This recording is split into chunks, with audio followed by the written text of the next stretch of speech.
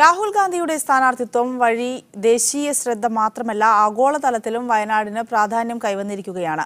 Gulf മേഖലയിലെ പ്രവാസികൾക്കിടയിലെ ചർച്ചകളിലും വയനാടാണ്. എന്നാൽ രാഹുൽ ആയതുകൊണ്ട് മാത്രം മത്സരം ഏകപക്ഷീയമാകില്ലെന്ന അഭിപ്രായവും പ്രവാസികൾ പങ്കുവയ്ക്കുന്നു. അക്കരെ നിന്നൊരു വോട്ടിന്റെ ഭാഗമായി ദുബൈയിൽ നിന്ന് MC നാസർ തയ്യാറാക്കിയ റിപ്പോർട്ട് കാണാം. ഇനി തെരഞ്ഞെടുപ്പ് നാട്ടിലായിരിക്കാം, എന്നാൽ ഗൾഫിലെ ബാച്ചിലർ റൂമുകളിലും അതോടൊപ്പം തന്നെ കഫ്റ്റീരിയകളിലുമൊക്കെ ചർച്ച ചെയ്യപ്പെടുന്നത് ഇന്ത്യയിലെ തെരഞ്ഞെടുപ്പ് തന്നെയാണ്.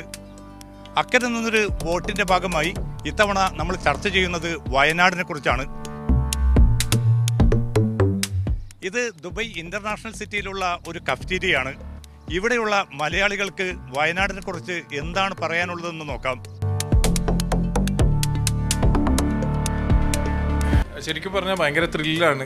കാരണം വയനാട് പോലത്തെ ഒരു സ്ഥലത്ത് ഇത്രയും വലിയ ഒരു PM കാൻഡിഡേറ്റ് വന്ന് മത്സരിക്കുമ്പോൾ അതിൻ്റെ വലിയ ത്രില്ലിലും വലിയ സന്തോഷത്തിലൊക്കെ തന്നെയാണ്.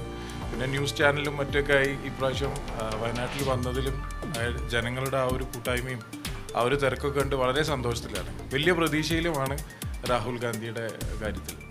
ഇന്ത്യയിലെ മതേതരത്വം സംരക്ഷിക്കാനായിട്ട് നെഹ്റു കുടുംബത്തിൽ നിന്നും ഒരു യുവാവ് ഇറങ്ങി വരുമ്പോൾ കേരളത്തിലെ ഒട്ടുമിക്ക യുവജനങ്ങളും അദ്ദേഹത്തോടൊപ്പം അണിനിരക്കും എന്ന് ഏറെ പ്രതീക്ഷയുണ്ട്. അത് കോൺഗ്രസിനുമുണ്ട്. അതുകൊണ്ടാണ് അവർ ഈ തുറപ്പിച്ചിട്ട് ഇറക്കി കളിക്കുന്നത്. വയനാട്ടിനുള്ളിൽ മാത്രം രാഹുൽ തരംഗം തങ്ങി നിൽക്കുകയും ചുവപ്പ് തരംഗം മൊത്തം വയനാട് ഒഴിച്ചുള്ള സ്ഥലങ്ങളിൽ ആഞ്ഞടിക്കുമെന്ന് തന്നെയാണ് ഞാൻ കരുതുന്നത്. വയനാട്ടിൽ എന്തായാലും രാഹുൽ ഗാന്ധി തന്നെ വിജയിക്കും. പക്ഷേ രാഷ്ട്രീയപരമായിട്ട് ഞാൻ ആം ആദ്മി പാർട്ടിയുടെ സപ്പോർട്ടറാണ്. പക്ഷേ കേരളത്തിൽ അങ്ങനെ ഒരു സാഹചര്യം നിലവിലില്ല. അപ്പം മതേതര വോട്ടുകൾ ഭിന്നിക്കാതിരിക്കാൻ വേണ്ടി എന്തായാലും രാഹുൽ ഗാന്ധിക്ക് തന്നെ വോട്ട് ചെയ്യുമെന്നാണ് വിചാരിക്കുന്നത്. രാഹുൽ ഗാന്ധിയുടെ സ്ഥാനാർത്ഥിത്വം കേരളത്തിലെ UDF പ്രവർത്തകർക്ക് ഒരു ആവേശമാണെങ്കിലും ഇത് ഉത്തരേന്ത്യയിൽ നേരെ ഒരു നെഗറ്റീവ് ഇമ്പാക്റ്റ് ഉണ്ടാക്കുന്നതായിട്ടാണ് കാണുന്നത്. കാരണം പ്രധാനമന്ത്രി പോലും അദ്ദേഹത്തിൻ്റെ തെരഞ്ഞെടുപ്പ് റാലികളിൽ ഈ വിഷയം ഹിന്ദുക്കളെ വിട്ടിട്ട് ന്യൂനപക്ഷങ്ങളുടെ ഇടയിലേക്ക് ഓടിപ്പോയി എന്നൊക്കെയുള്ളൊരു ചർച്ച നടക്കുന്നു. വയനാട് കൽപ്പറ്റ. എന്താണ് ഇപ്പം രാഹുൽ ഗാന്ധി നാമനിർദ്ദേശ പത്രിക സമർപ്പിക്കാമെന്നപ്പോൾ വലിയ ജനക്കൂട്ടം ഉണ്ടായിരുന്നു. അതുകൊണ്ട് ആളുകൾ പറയുന്നത് ഭൂരിപക്ഷം മാത്രം ഇനി അളന്നാൽ മതി എന്നൊക്കെയാണ്. അങ്ങനെ തന്നെ ആണോ അവസ്ഥകൾ?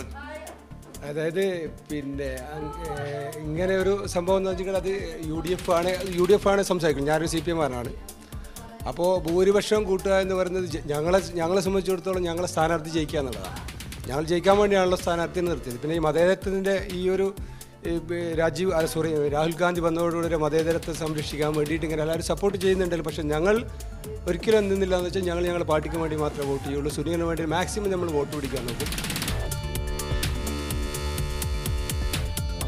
എന്തൊക്കെ പറഞ്ഞു കഴിഞ്ഞാലും രാഹുൽ ഗാന്ധിയുടെ വിജയം ഏറെക്കുറെ എല്ലാവരും സുനിശ്ചിതമാക്കിയിട്ടുണ്ട്. പക്ഷേ തീർച്ചയായിട്ടും വയനാട്ടിൽ എതിർ ശബ്ദങ്ങൾ, അല്ലെങ്കിൽ തുഷാർ വെള്ളാപ്പള്ളി ആയാലും അതല്ലെങ്കിൽ സുനീർ ആയാലും അവർക്കും അവരുടേതായിട്ടുള്ള വോട്ടിംഗ് ശതമാനം ഉറപ്പിക്കേണ്ടതുണ്ട് എന്നാണ് അവരുമായി ബന്ധപ്പെട്ട രാഷ്ട്രീയ വൃത്തങ്ങൾ ഇവിടെ ഗൾഫ് മേഖലയിലും പിന്നെ നമ്മോട് നടത്തിയിരിക്കുന്ന പ്രതികരണം.